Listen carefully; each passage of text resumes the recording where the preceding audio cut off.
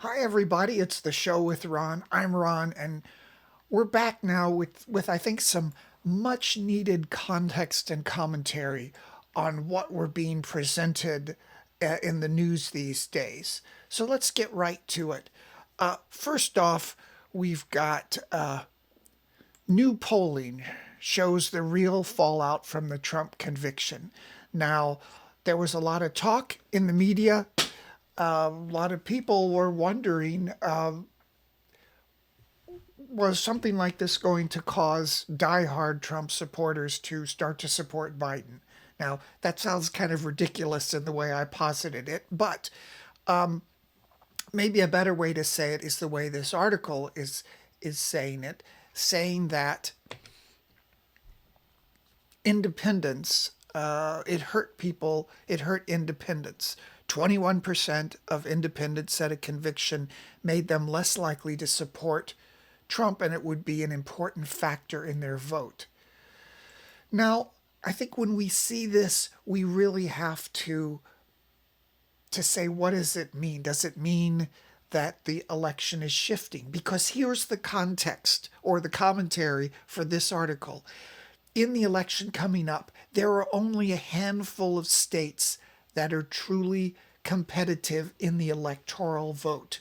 You know, in the US, we have the electoral system where if one candidate gets one vote more than the other in that state, the candidate with the one more vote gets all of the electoral votes for that state.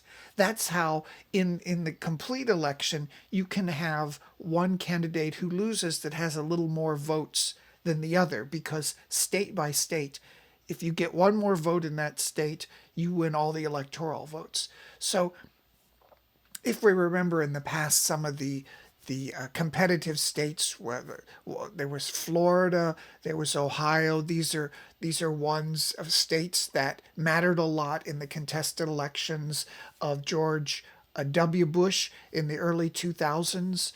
In 2016, Trump had a little bit of money to spend compared to Hillary Clinton. There was a lot of crowing and laughing about, Hillary's a professional campaigner of hundreds of millions of dollars. It's matched with campaign taxpayer money in the system. Donald Trump just has a little bit of his own money he put in there, but he used it strategically, and he turned one of the key states, I believe it was Wisconsin, that the Democrats just assumed that they would win, and they've always won that for many years. It wasn't even worth going there to campaign much. But Donald Trump strategically used the money in that one state. This time around, I think a state that comes up is Nevada. That's a key state that is competitive. One side could win or the other, and that would shift the vote one way or another. So what that means in terms of this article is, well, okay, 21% of independents. Does this have any relation to the competitive states? So when we look here at the actual poll, this is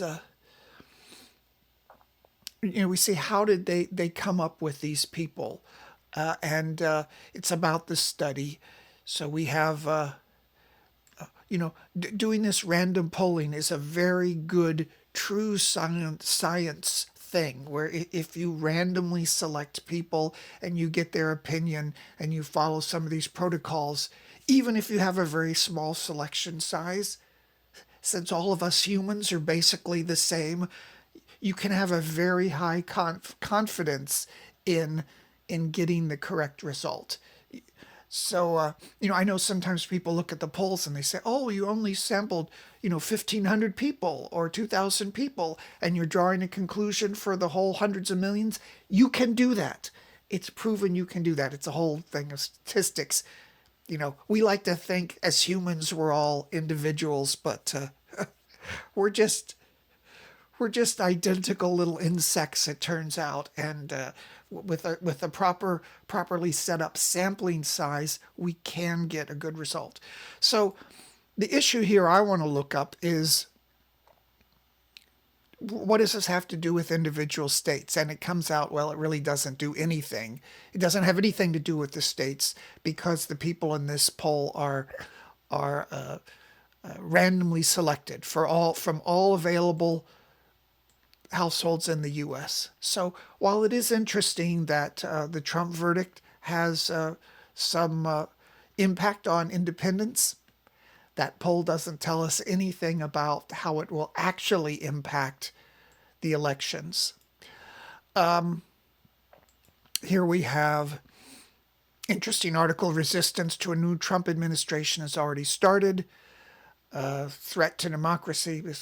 I this is probably likely. I certainly we've heard some things about Trump planning with the Heritage Foundation, and I believe Trump and the Heritage Foundation has both.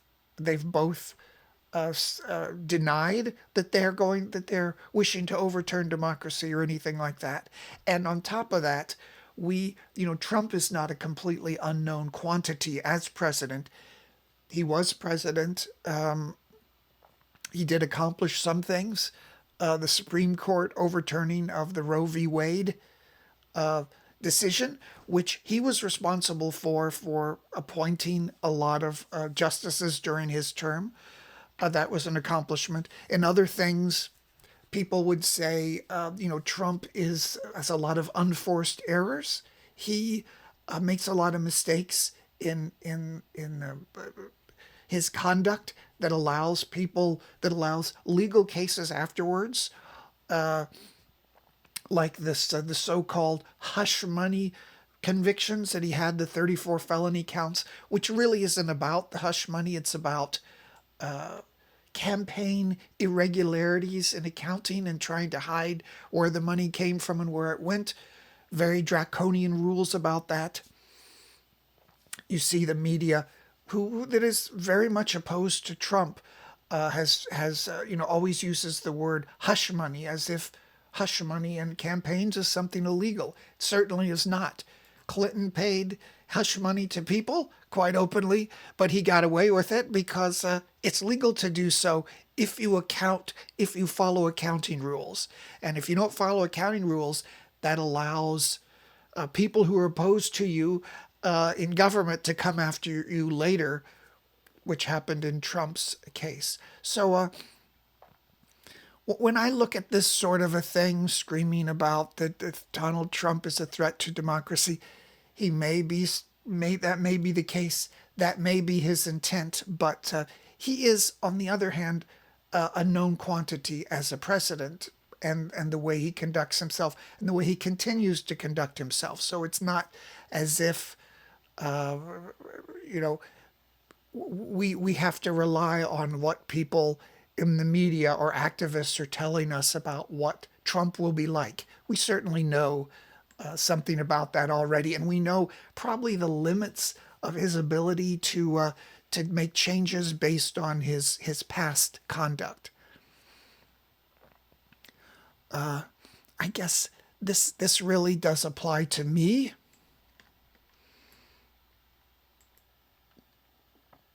I am one of the double haters, I guess. Although I'm not a hater, I'm trying to look at things objectively, add some context and commentary, and I'm one of these people who looked at the two candidates that the two parties and the greatest country in the world. At least if you don't agree that the U.S. is the greatest country ever, and I'm not really saying it is, they certainly are the country that controls the world. They probably control your country in ways you don't even understand economically. U.S. has over 100 military bases with their troops, probably in your country. That's people make fun of the U.S. We don't have our social programs like a lot of other countries, but our troops are probably in your country, exerting their influence in one way or another. So the U.S. it's the Roman Empire. It's the big dog on the block. And I, as a lot of people, when you look at both Trump and Biden, you have two very, very unsuitable candidates that this great this great empire of the United States has put up to be their president. Trump is certainly a loose cannon. Even if you agree with his policies, very many unforced errors in the way he conducts himself. And, he says a lot of things that in the past, for any candidate running on a Republican platform, that would be the end of them, because the Republicans were always about family values, about people who weren't scandalous. We're supposed to be the liberals, the leftists who are scandalous. But here we have, it seems to me, a Republican Party that has accepted someone like Trump because and looked the other way because he contravenes all the values of the Republican Party just because they want to get some things done. Among them, abortion, and they did get that done. On the other hand, we have Biden, who is clearly senile in a lot of his actions, clearly a little bit too old. Any Republican who displayed the behavior that Biden does almost on a weekly basis would be vilified by the press as being too old, and not because of numbers. We have Biden is a number, 80 or 81. We have Trump, 78.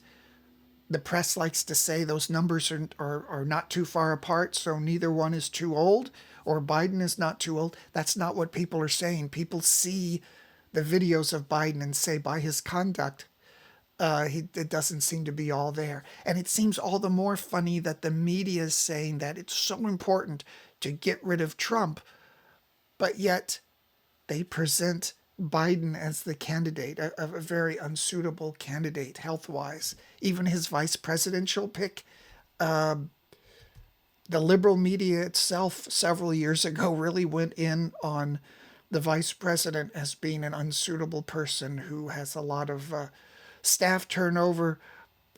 Maybe she's worked on rehabilitating her image and her conduct over the years, and the media has certainly, I'm sure, led up on attacking her because they want Biden to win. And I'm sure at some point in the next coming months, as we get up to the end of, we get up close to the election in November, the Republicans will start saying a vote for Biden is a vote for the vice president, because it might seem unlikely that Biden could survive completely another term. So it's a weak set of candidates on both sides, and I don't think that really makes people a hater. And I don't think it's fair to say that if you don't approve of Trump, you naturally have to say Biden is great, or if you or the other way around. I think we can look at the situation and say we've come to a point where both candidates are very unsuitable. We have Obama.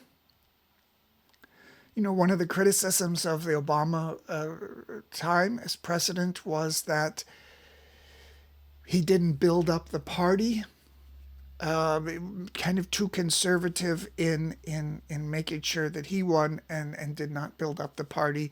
Uh, you know, uh, building the party structure that would make sure that someone like Trump would not be elected, or that there would be the big flip flopping of public sentiment, so that people would reject the very tenets of the Republican Party of internationalism, of all the things that it stood for in terms of its candidacy. But anyway, certainly Obama in his conduct certainly upheld the dignity of the presidency, whether you agree with all the things he did or not. And certainly I see a lot of things from the right of the Republicans, the horror, expressed at Obama, that seems sort of ridiculous and overblown for someone who was so careful in many things he did. You can pick apart Certainly his foreign policy, which wasn't much to speak of, and he certainly made some mistakes in continuing the policy of George W. Bush, the policies that were vilified by the media, that it was, you're an illegal war criminal if you start to invade other countries. He went right in and invaded Libya, which is a continuing mess that has spiraled throughout Africa. So anyway, we have the solid Hollywood support for the left and Biden and the Democrats. See what else we have here. Same sort of changes in France, a lean to the right wing. Of course, all of this stuff that's happened throughout the world doesn't happen in a vacuum. Certainly, we can say that society or policy has created, Trump has created a lot of the right wing movements in countries in Europe, perhaps because of a public sense that things like immigration, open door immigration, was too open. You had just people who were economic migrants or even cultural migrants that were not interested in assimilating into the new country. Whether that's really true or not across all immigrants, I don't know, but that's public has a perception of that, and we have situations such as spiraling deficits in a lot of countries, overspending, other social issues I don't want to even get into, but all I want to say is that this right wing reaction isn't really something that is just randomly come out of left field or that people are stupid. We have a situation. I'd say, during this video can't be monetized anyway because of I speak openly, and the very fact that I can speak openly about this, that thing that say during the COVID time where people were not allowed to really express their stupid opinions about being anti-vaxxer. That's stupid. But the fact that people like that were banned from the media, or people were not allowed to not have vaccine, it created belief in this conspiracy theory, and I think that pushed the world to the right as well. A lot of this is looking at the situation after the fact, but it really is true that probably more freedom of speech is better, and it helps prevent the conspiracy theories. We know there was even that Supreme Court case where they overturned. The White House was talking with Amazon, with Microsoft about certain things that needed to be censored for public health, and that was overturned at the Supreme Court level. And you really can't do that. That created the situation of conspiracy theorists and Trump when you have that situation. So by saying that, I've made another video that'll have one or two dozen views, but please like and subscribe. What else do we have here?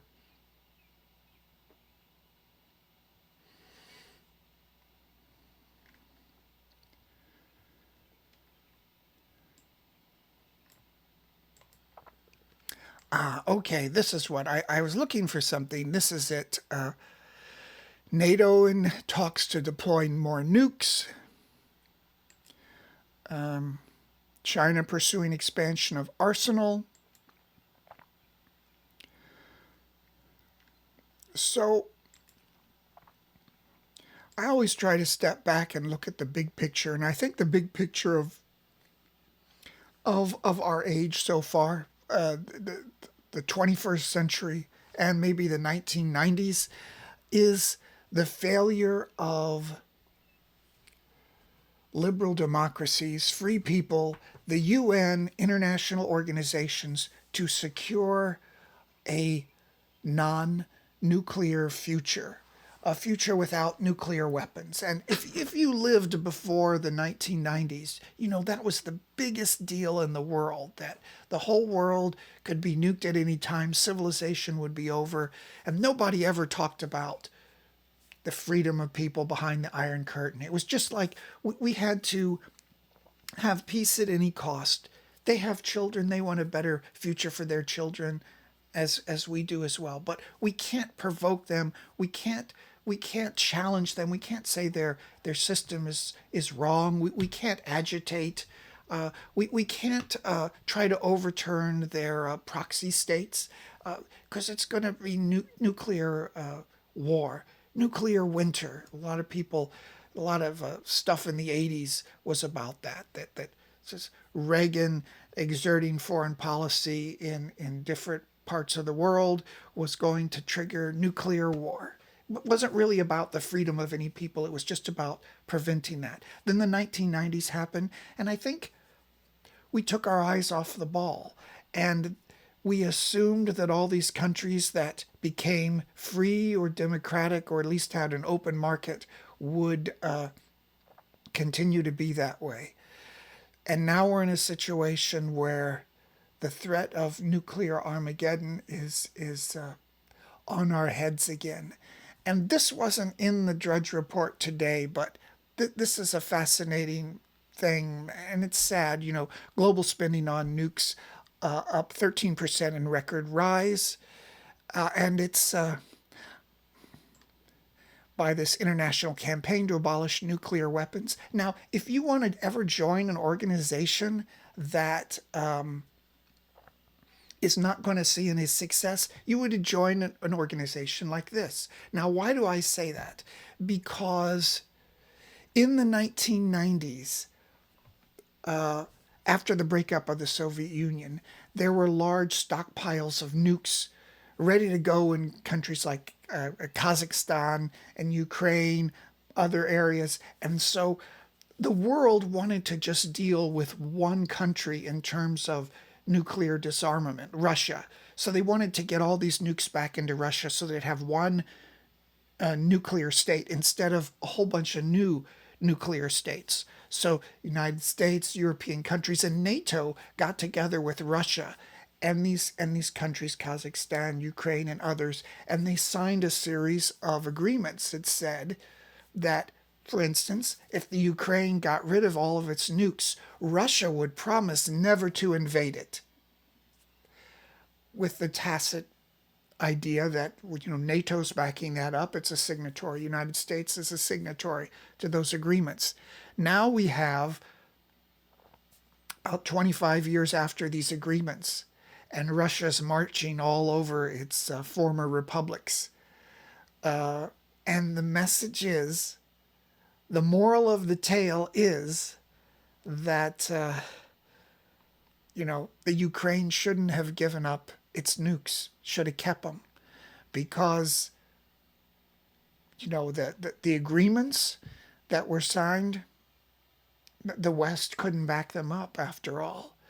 And that's why I would say that, if you're a good person, a kind person, and you're part of these organizations, it's unfortunate because the lessons of just the last few years, and before that as well, when Russia was annexing former territory, the lesson from recent history is that nations must not give up their nukes. In fact, they should increase spending on their nukes, which is exactly what has happened. And so the dream, probably in our lifetime, that we could have a world free of Armageddon, fears of Armageddon, is nobody alive is probably going to see that. And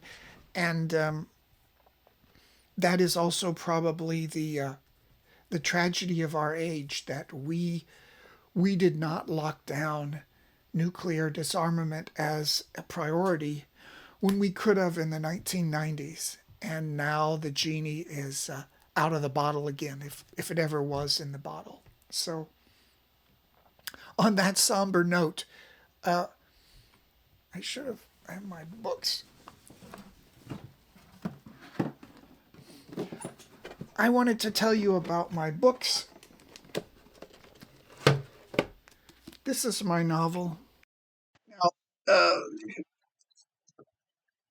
I talk a lot about on this channel about disillusionment, not marching to someone else's battle, not going down in someone else's fight. And this book is somewhat about that. This is about people going to the ends of the earth to find themselves or to hide away. People who are disillusioned with the promises of government, with the promises of our societies, and to find their own way alone in a new world of supposed economic opportunity. It's on Amazon, it's on Kindle, it's in some bookstores. I'd love it if you'd read it and let me know what you think.